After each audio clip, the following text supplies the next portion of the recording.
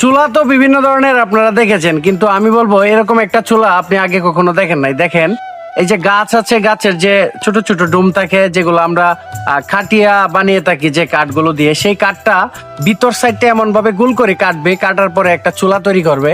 কি বলবো, আপনি মনে হয় আগে কখনো দেখেন নাই। যদি দেখে থাকেন কমেন্ট করে জানাবেন, না দেখলেও এটা কমেন্ট করে জানিয়ে যাবেন।